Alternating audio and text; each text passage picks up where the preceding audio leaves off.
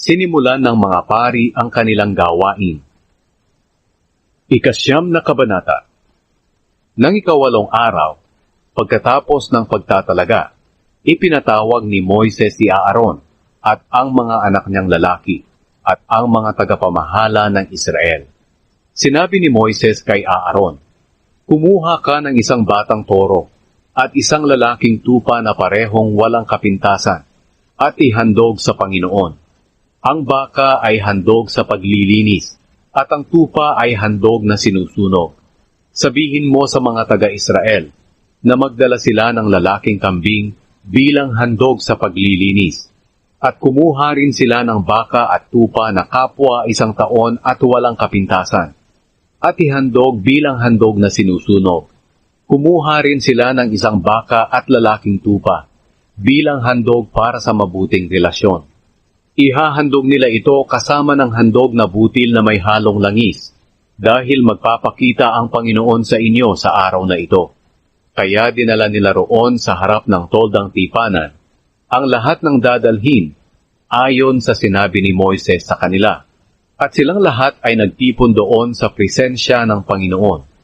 Sinabi ni Moises sa kanila, "Inuutusan kayo ng Panginoon na gawin ninyo ang paghahandog na ito para ipakita niya sa inyo ang kanyang kapangyarihan." Pagkatapos, sinabi niya kay Aaron, "Lumapit ka sa altar at ialay mo ang iyong handog sa paglilinis at handog na sinusunog para matubos ka at ang sambahayan mo sa inyong mga kasalanan. At ialay mo rin ang handog ng mga tao para sila rin ay matubos sa kanilang mga kasalanan ayon sa iniutos ng Panginoon." Kaya lumapit si Aaron sa altar at pinatay niya ang handog na batang toro bilang handog sa paglilinis. Ang dugo nito ay dinala sa kanya ng kanyang mga anak at inilubog niya ang kanyang daliri sa dugo at iwinisik sa parang sungay sa mga sulok ng altar, at ang natirang dugo ay ibinuhos niya sa ilalim ng altar. Sinunog niya sa altar ang mga taba at ang mga bato, pati na ang maliit na bahagi ng atay, ayon sa utos ng Panginoon kay Moises. Ang karne at ang balat ay sinunog niya sa labas ng kampo. Pagkatapos, pinatay din ni Aaron ang mga hayop na para sa handog na sinusunog. Ang dugo ay dinala ng kanyang mga anak sa kanya, at iwinisik niya sa palibot ng altar. Dinala rin sa kanya ng mga anak niya ang hiniwa-hiwang mga karne ng handog na hayop, pati ang ulo, at sinunog niya ang mga ito sa altar. Hinugasan niya ang lamang loob at mga paa, at sinunog niya ang mga ito sa altar, pati na ang iba pang parte ng handog na hayop. Pagkatapos, dinala niya sa gitna ang mga handog na para sa mga tao.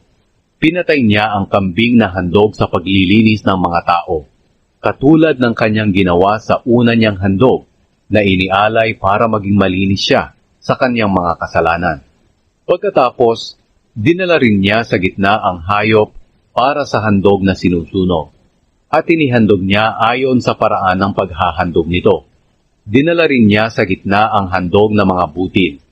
Dumakot siya ng 1 dakot na butil at sinunog sa altar, kasama ng handog na sinusunog tuwing umaga. Pinatay din ni Aaron ang baka at ang lalaking tupa para sa mga tao na kanilang handog para sa mabuting relasyon. Ang dugo ay dinala sa kanya ng kanyang mga anak at iwinisik niya sa palibot ng altar. Ang taba ng mga ito, ang matabang buntot, ang mga taba sa lamang loob, ang mga bato, pati na ang maliit na bahagi ng atay, ay ipinatong ng mga anak ni Aaron sa pitso ng mga handog na hayop. At sinunog ni Aaron ang mga taba sa altar.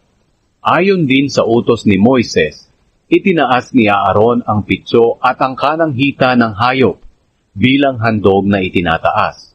Pagkatapos maihandog ni Aaron ang lahat ng ito, itinaas niya ang kanyang mga kamay sa mga tao at binasbasan niya.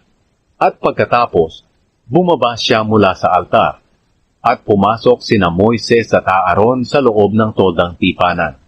Paglabas nila, muli nilang binasbasan ang mga tao at ipinakita ng Panginoon ang kanyang kapangyarihan sa mga tao sa pamamagitan ng apoy na sumunog sa mga handog na nasa altar.